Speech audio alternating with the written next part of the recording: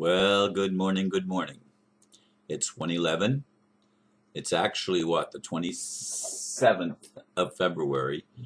But this is going to be the video most likely for the 1st of March because I do have a Risto scheduled to do a video with me in the morning. And if that gets done, it will go up as the video for the following day, the 28th, and be posted at 5 o'clock on the 27th. And this one will get posted a day later. Anyway, the reason I'm doing it now is because I couldn't sleep again. I mean, I don't think I've gotten 2 hours sleep in the last 3 or 4 days, maybe 5 days even. But this one was working on me as I laid there meditating and trying to sleep, and finally I says, look, let's just get up and do the video. It's called Conscious Governance. If we are going to co-create a new world, it is my contention that we must learn the art of conscious governance. Those who are honest with the state of the world in which we live recognize the opposite of that, unconscious governance. In unconscious governance, there is no accountability. Anything goes. How does that look to you? Can you see the insanity of allowing anyone to hold a leadership position without making them responsible for the decisions they make? It's not pretty, is it? Conscious governance must begin with the individual. Everyone in the society, especially those who we might call leaders, is responsible for being aware that their actions have repercussions, and when those actions cause harm, they are personally and individually responsible and accountable. This is the foundation for what I want to talk about in this video. Indeed, we do see a world where leadership has devolved into rulership. Rulers think that they have autonomy to do whatever they please without anyone challenging them or telling them differently. That creates a world that is insane. It creates a world run by psychopaths. Now, I don't care if you're talking about governments or other large institutions that have an impact on society. If you allow people to run this type of institution without accountability, you get criminality. Because apparently there is something in the human heart that devolves toward toward criminal behavior. As long as it's good for me, I don't care what it does to anybody else. That's a criminal mindset.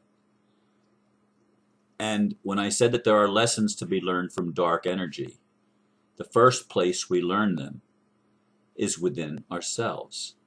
And as I said in that video, when we reject what we consider negative, it takes on an energy of its own and becomes the rejected part. But in reality, there can be no rejected parts. There's only creation. There's not more than one creation. A lot of people have the idea that there is a good creation and a bad creation. This is ridiculous. This is absolutely ridiculous. If there's a bad creation, it is only the result of the good creation making bad choices, because creation creates, especially sentient beings. That's the way it works. And when I do not embrace my own shadow manifests outside of myself, apparently. Not that outside is a reality, it's not, but it looks like it is. And then I have to deal with the very thing that I don't want to deal with, and it keeps coming back and shouting at me, shouting at me, shouting at me. What's it shouting? Love me. See me. Hear me. I have something that I want to share with you. And I do believe, as Carl Jung said, and as I have said many times, our power lies in the shadow. And until we embrace our shadow, we will not truly be empowered to create the world that we want. Because we've rejected part of it, we've created an unnatural and an unhealthy separation that leads to very terrible consequences. We've witnessed it. We've done it in the creation of the matrix world that we live in. So what do we do about it? Well, we have to discern between what it means to be a ruler and a leader. And again, a leader is one who has responsibility. A ruler is one who takes no responsibility. Okay, that's a really important distinction to make, and we need to understand the bedrock foundation that when you give someone a title or a position without making them accountable, you've unleashed a demon. You've unleashed something that has very negative and deleterious consequences that we're going to experience. And we are experiencing it in spades, aren't we? Our governments, our primary institutions, our largest institutions, some of our corporations are actually larger than many governments, but even our governments are corporations. And the whole system that has been set up in the matrix is a fraudulent system. It's based on lies, in other words. They do not tell the truth. Why? Because the truth would hold them accountable. Natural law would hold them accountable. It doesn't let them off the hook. When them, I mean the rulers that we created because we rejected our own responsibility to embrace the parts of ourselves that we thought were negative, that we didn't want to deal with now. So we run away from the part we don't like, and therefore it shows up in spades in the world around us, and it's going to deal with us, and we are going to deal with it. Sooner or later, we're not going to keep getting away with it. We've got to come to grips with it. We've got to heal. Conscious leadership has wisdom because it recognizes that the interconnected nature of life, that there is nothing separate from the cosmos. The cosmos is everything. Everything. You can't separate the good and the bad, the beautiful and the ugly. It includes all of it. It is inclusive. That's why it's love, because love is inclusive. But people that do not recognize the interconnectedness of all things, that believe they can wantonly do whatever they want without accepting any responsibility, they create crimes against life itself because it is a lie. A lie is a crime against life because you're not telling yourself the truth, and it ripples out into the collective consciousness, and we collectively are not telling ourselves the truth. We're buying in to the lies of the matrix, whether they are religious lies, whether they are philosophical lies, they're all psychopathic lies. A lie is a psychopathic element because it doesn't dwell in truth. Truth is the foundation for everything in the universe. We've gotten to see what it's like when we don't recognize that. We've gotten to see what kind of world we create when we don't allow people to know the truth, when we dumb them down, when we don't want them to find out, because if they ever found out what we do, they'd string us from the nearest lamppost, as George Bush said to that Texas reporter that time, that little lady, I don't remember her name, it was an Irish name or Scottish name, Mc something. But anyway, a conscious governance, a system of conscious governance, has the wisdom to not allow any individual to hold power or authority for too long a period of time, because it's going to breed corruption.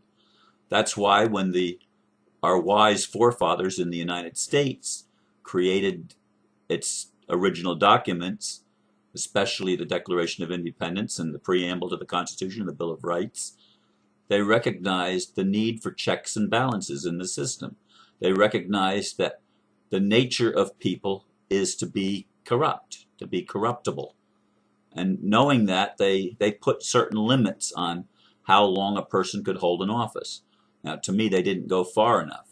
To me, we should rotate them on an annual basis, or even more, perhaps. so that everyone gets a chance to, that wants to hold a leadership position. Do we need leaders? Do we need leaders? We absolutely need leaders. We are children, most of us, in our spiritual development. And we all begin as children in our physical development. And allow a child to just do anything. I think of Anastasia, who that seems to be her way of thinking, but to me, there has to be protection for the child, or the child could really get hurt. Maybe that's a lie we tell ourselves. I don't know. Anastasia seems to have a different approach, and I'd love to see follow-ups to those 9 books that tell us what's going on now with her son. And someone said, I think I read somewhere once where she even had a second child, but I'm not sure of that. I know Valuja was the one little boy who was amazing. He could read God's book in the trees. My son, you are infinite. You are infinite. You are eternal, and all your gifts are within you. All your talents are within you, or something like that. Anyway, we need to come to grips with the importance of consciousness. Why is it that those that are holding the dictatorial roles, the roles of the psychopaths, the roles of the, the oligarchical roles, why is it that they do not want people to wake up? They want to keep us in ignorance. Why? Because if we wake up, they don't have any more power to do whatever they want, and they're going to have to be working on a level playing field. And that's scary to them, because they have relished the role of being able to be non-accountable. They have relished the psychopathic role. Now, we talked about in the lessons to be learned from dark energy that we should not resist the energies that we find at work in our lives. Because when we resist certain energies, we only force it outside of ourselves to come back as the psychopath. But what do we do? That's on the emotional, psychological, spiritual level. We don't resist at that level. That which we recognize as part of ourselves. And it's all part of ourselves. If we recognize it, it is part of us. We can't recognize something that isn't part of us. I'm sorry. You may think that we can, and many people have argued with me that, yes, that's not me, that's not me. You're wrong. I'm sorry, you're wrong. Everything is me. Everything is you. This is a holographic universe, and each part contains the entirety of everything. It's all there. All that we have created by our human experiences of living in violation of natural law. It's all there. It's all us. Now, what do we do with it on the natural level in the world that we live in the matrix? If we don't resist at that level, it continues. Now, of course, it is also true that if we could all, or the vast majority of us, integrate the opposites within ourselves at our own conscious level and spiritual level, there would be no way for the other to even continue its manifestation.